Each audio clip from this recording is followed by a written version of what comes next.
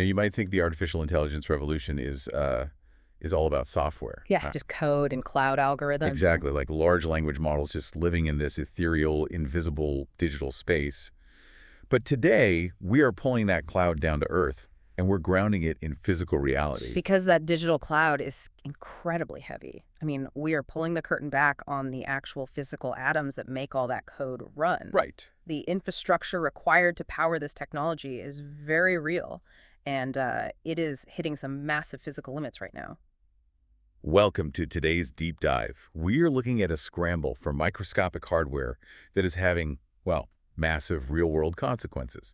I mean, from inflating the price of your next smartphone to sparking some really high-stakes geopolitical drama. It really is touching everything. It totally is. And we've got a fantastic stack of sources to help us navigate this for you. We're pulling from recent tech giant earnings calls, financial analyst reports, and even some breaking news from The Guardian. So our mission today is to map out the hidden physical bottlenecks of the AI boom. Yeah, it's a massive interconnected puzzle. We're going to trace the supply chain from, like, the microscopic wires inside a server rack all the way up to the global economy. Okay, let's unpack this. Sure. Because usually when we talk about AI hardware, the conversation instantly goes to GPUs, right? The graphics processing Oh, units. absolutely. Everyone talks about NVIDIA and how fast the processors are. Right, exactly. But diving into these sources, it looks like processing power isn't actually the choke point right now, which is wild. It really is. The true limiting factor at this exact moment isn't the processing power itself, it's the memory. Yeah, it's the physical ability to feed data into those processors fast enough. There's this very revealing quote in our Morningstar source from Elon Musk during a recent SpaceX earnings call. Oh, yeah, I saw that. Right, so he essentially pointed out that in a normal, mature tech industry, memory output increases by about 20% a year. Which is a healthy, predictable supply chain, Exactly. But right now, because of the specific demands of AI, demand for memory isn't growing at 20%. It's exploding by 200% a year. And, well, potentially even higher. 200% a year. I mean, that is just an astronomical leap. Why is AI so uniquely hungry for memory compared to, say, just standard cloud computing? It basically comes down to a major technological transition happening inside the data centers themselves. For years, the industry standard was DDR memory. Okay. That's the kind of standard RAM you have in your laptop or your desktop PC or your smartphone. But AI servers require something entirely different called HBM, which stands for high bandwidth memory. Right, and looking at the JM Financial Report, this isn't just like a slightly faster version of standard RAM.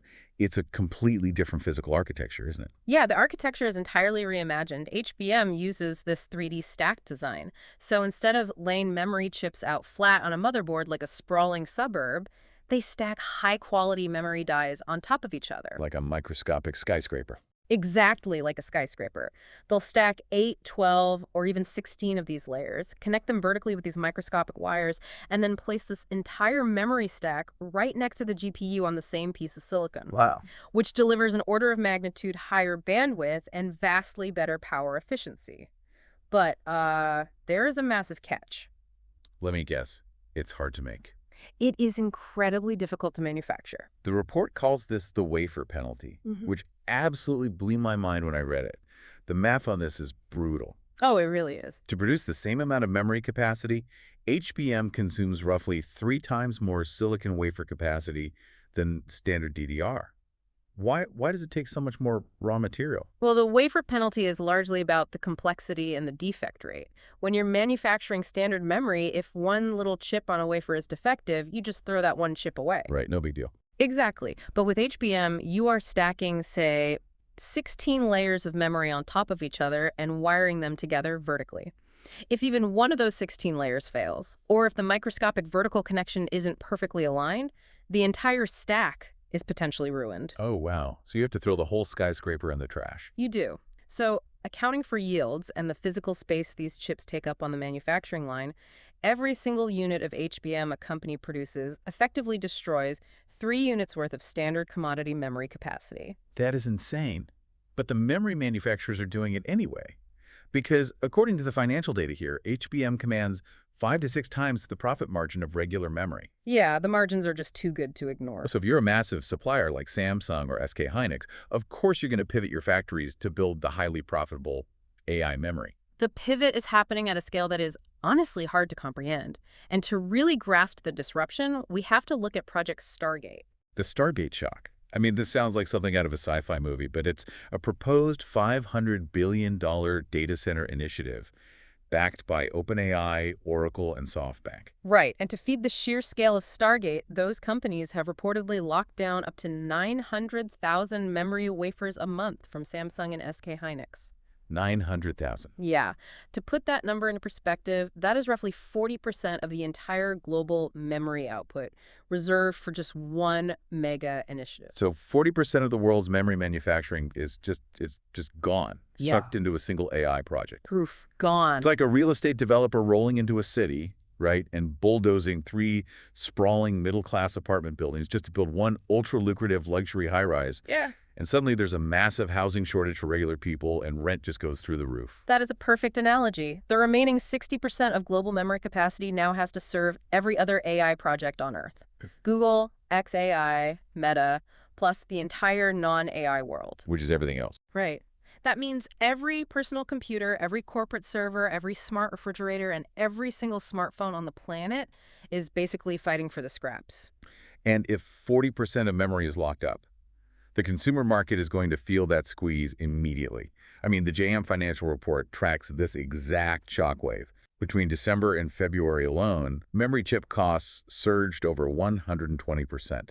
Which is huge. That kind of price shock radically changes the underlying economics of building consumer electronics. Yeah, I bet. Previously, memory made up about 20% of a mid-range smartphone's bill of materials, meaning, the total cost of all the physical parts required to build the phone. Now, because of this massive shortage, memory represents 30 to 40% of the phone's total cost. So to protect their profit margins, phone brands are hiking retail prices. But consumers are pushing back, right? Oh, definitely. The data shows that in recent quarters, smartphone shipments in India, which is a massive, highly price-sensitive market, dropped 7.5% and then 12.5% year over year. People are just holding on to their old phones because the new ones are simply too expensive to justify. And this creates a fascinating internal conflict for companies like Samsung because they manufacture both the memory chips and the consumer smartphones. Oh, right. Yeah, so looking at their Q2 earnings slides, it is essentially a tale of two entirely different companies operating under one roof. It's the Samsung paradox. Their semiconductor division, the side of the business making the raw memory chips, saw operating profits jump a staggering 1,814% year over year. It's unbelievable. Their margins hit an incredible 70%. They're literally minting money. But then you look at their device experience division, which includes their mobile phones. Despite strong sales of premium foldable models, they actually posted operating losses. Wait, losses? Yeah.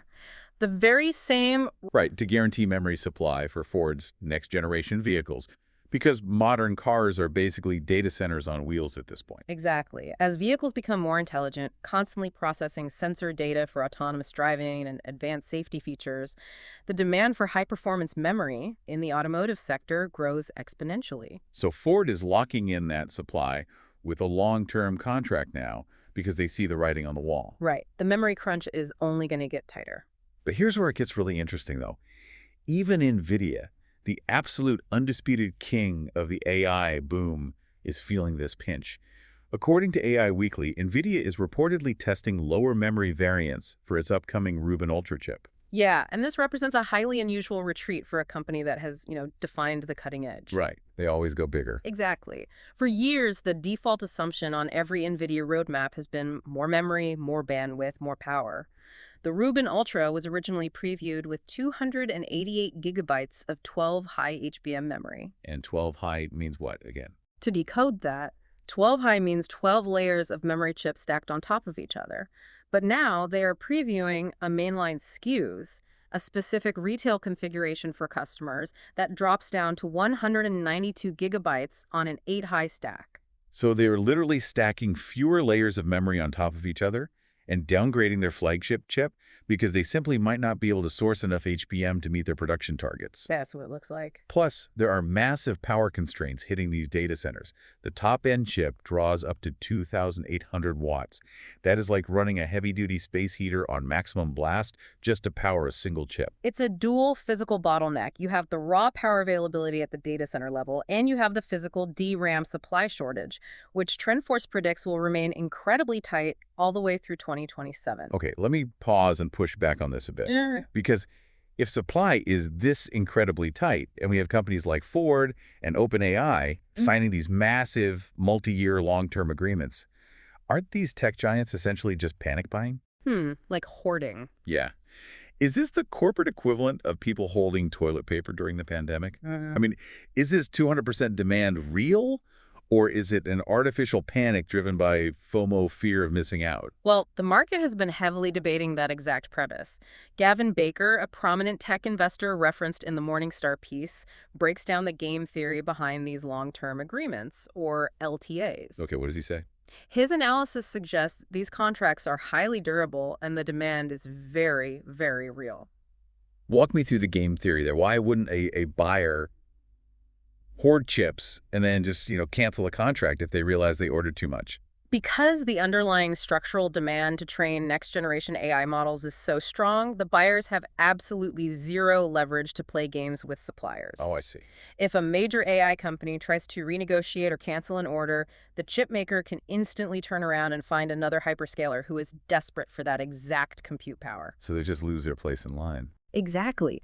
The buyers genuinely need the hardware to train their models, and if they lose their spot in the manufacturing line, they hand a direct advantage to their competitors. The stakes are simply too high to play chicken with the supply chain.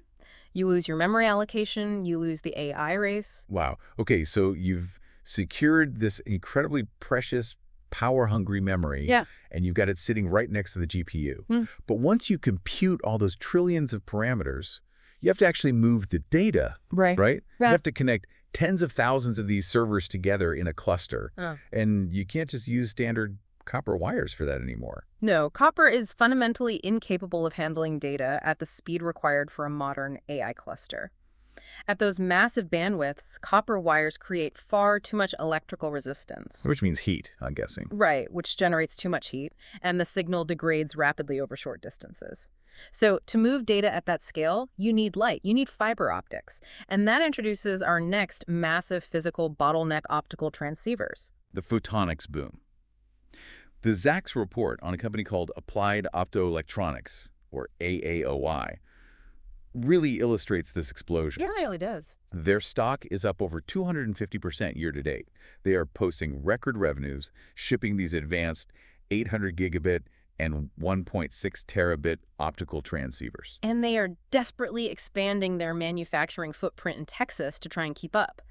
Their goal is to ramp up production to 930,000 units a month by the end of 2027, just to meet the insatiable demand from hyperscale cloud providers. You mean the massive operators like Amazon, Microsoft, and Google who are building these giant data centers? Exactly. And the secret sauce inside these optical transceivers, the actual mechanism that makes the laser work, is fascinating. I was watching that Market Mavericks YouTube analysis, and they break down the fundamental physics of it. You can't just use standard silicon wafers to make these lasers. Right. Silicon is the undisputed king of computing, but the crazy thing about silicon is that it is actually terrible at emitting light. Yeah. It has what physicists call an indirect band gap. That's a highly technical way of saying that if you try to push electrical energy through a piece of silicon to create a laser, the atomic structure doesn't easily release photons. Almost all of that energy just converts into wasted heat. Using silicon for lasers is it's like trying to shoot water through a sponge, right? It just dissipates, gets hot, and makes a mess. Yeah. But to push terabits of data through a fiber optic cable, you need a perfect concentrated beam. Exactly. To get that high-pressure nozzle effect, you have to move away from silicon and use a completely different material, indium phosphide. Indium phosphide. Yeah. Unlike silicon, indium phosphide has a direct band gap. When you push energy into it, it efficiently converts that electricity directly into light. That's super cool. It gets better. More importantly, it naturally emits light at the exact 10 to 50 nanometer wavelengths required to travel long distances down a fiber optic cable without degrading. Indium phosphide is the absolute gold standard for generating these lasers. But here is the terrifying math for the AI industry, though. According to that YouTube analysis, the projected global demand for indium phosphide in 2026 is going to be around 2 million units. But current global production capacity is sitting at only 600,000 units. That is a staggering gap. That represents a 70% supply shortage in the raw material required to make the internet fast. Wow. Without indium phosphide, you can't build the lasers. Without the lasers, you can't build the 1.6 terabit transceivers. And without that data transfer speed, the rapid growth in AI capability hits a hard physical wall. Which brings us to the final and maybe the most unpredictable bottleneck of all. We've talked about the physics of memory and the physics of light. Now we have to talk about geography and global politics. This is where things get really complicated. Yeah, because the supply chain for indium phosphide is incredibly localized, isn't it? It is. This is where the physical reality of hardware collides with international relations. Let's look at a company called AXT. They are one of the very few companies in the world capable of providing these indium phosphide wafers at high volume. Right. And their stock saw a one-year return of over 6,800%. But those YouTube analysts were explicitly warning that the stock is highly volatile and vastly overvalued. The reason? 100% of AXT's wafers are produced at their subsidiary in Beijing, China. Right. And all of that production is subject to strict export controls. The Chinese government currently requires customer orders to receive a specialized permit before any shipments can leave the country. That sounds like a massive logistical headache. It is. This administrative hurdle has already caused missed revenue commitments and supply delays for AXT. So if the demand is this high, why not just bypass the export controls and build a massive new factory in Texas or Ohio? Well, growing indium phosphide crystals isn't like stamping out plastic parts on an assembly line. The analysts describe the manufacturing process as being more art than science. Really? Art? Yeah, it requires generational knowledge. It takes years to refine the precise temperature controls and chemical processes, and all of that experienced talent is currently based at that subsidiary in China. Oh, I see. Even if a company had hundreds of millions of dollars in capital expenditures ready to deploy today, it would take years to build the specialized clean rooms, install the equipment, and spin up a domestic workforce capable of producing these crystals at scale.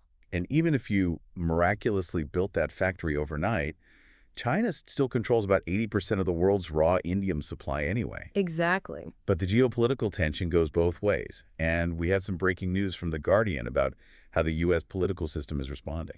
Yes, this is a major development. The Guardian is reporting that the FCC is currently drafting a measure to ban U.S. imports of new models of Chinese data center devices, specifically targeting these very same optical transceivers. And it's important to look at this purely from a supply chain perspective for you listening. We aren't taking sides here. Right, absolutely. Yeah. We are just looking at the facts of the proposed ban. So the political intent behind the FCC drafting this measure, according to the reporting, is focused on national security. U.S. officials are citing fears that embedded Chinese components could potentially allow for data theft, malware, or service disruption in critical U.S. infrastructure. Which is similar to the concerns they raised a few years ago regarding Huawei telecom equipment. Exactly. But regardless of the politics, if we just look at the mechanics of the ban if this goes through, major Chinese suppliers like Zhongji Inolite could be entirely locked out of the U.S. market. And Zhongji Inolite is one of the biggest global sellers of transceivers on the planet. They are a massive player, recently added to a Pentagon list of scrutinized companies, actually. If they're locked out, the mechanical result is an immediate, severe vacuum in the supply chain. So this is the massive, urgent question for you. If the U.S. bans these Chinese components, which control a huge portion of the global market, and we know from the indium phosphide example that it takes years and hundreds of millions of dollars to build this specialized manufacturing domestically, what happens to the AI timeline tomorrow? This raises an important question for sure. I mean, does the whole 1.6 terabit network rollout just hit a brick wall? It highlights a profound tension between national security imperatives and the sheer speed of AI innovation. If the ban is implemented strictly and immediately, hyperscalers building out AI data centers in the U.S. would have to rely entirely on non-Chinese suppliers. Oh, AAOI. Right, they would turn to companies like AAOI, who we already know are straining to expand their capacity in Texas. But even with AAOI running their factories around the clock, they can't instantly absorb the entire market share of a giant like Zhongji Inolite. No, they simply cannot scale that fast. The result is a severe hardware bottleneck. An AI company might secure the GPUs, and they might even secure the highly constrained HBM memory, but if they don't have the optical transceivers to link the servers together, their billion-dollar cluster cannot function at scale. So everything just stalls out. Projects will inevitably be delayed. Costs will skyrocket as buyers bid up the remaining non-restricted supply. The physical build-out of American AI infrastructure could slow down significantly while domestic manufacturing tries to play catch-up. It really emphasizes how fragile this entire interconnected system is. Mm. So what does this all mean for you, the listener? Why should you care about memory wafer yield or the physics of direct band gaps or FCC transceiver bands? Because this isn't just an abstract problem for Silicon Valley engineers. The massive, unprecedented reallocation of raw materials toward AI infrastructure is actively reshaping the broader consumer economy. Right. The reason your next smartphone might cost an extra $100, or why a legacy car manufacturer like Ford is suddenly signing strategic memory agreements just to guarantee they can build a new vehicle, is directly tied to this microscopic turf war. Yeah, the battle for AI dominance is eating up the raw physical materials that the rest of the world relies on. It's wild to think about. It is a stark reminder that our increasingly digital world is still entirely dependent on the physical world. Which leaves us with one final lingering question for you to think about. Mm-hmm. We're so used to thinking of AI as a limitless digital frontier, right? Mm-hmm. A race of pure math, brilliant software, and evolving algorithms. Oh, that narrative, yeah. But looking at all these physical bottlenecks, the millions of silicon wafers, the massive power grids, the highly specialized indium phosphide crystals, the international trade borders, what if the ultimate winner of the AI race isn't the company with the smartest code? What if the winner is simply the nation that controls the actual dirt, the electricity, and the raw physical atoms required to run it? It is a sobering thought. At the end of the day, hardware always sets the speed limit for software. Definitely something to mull over the next time you ask an AI a question, and it answers in milliseconds. Thanks for joining us for this deep dive. We'll catch you on the next one.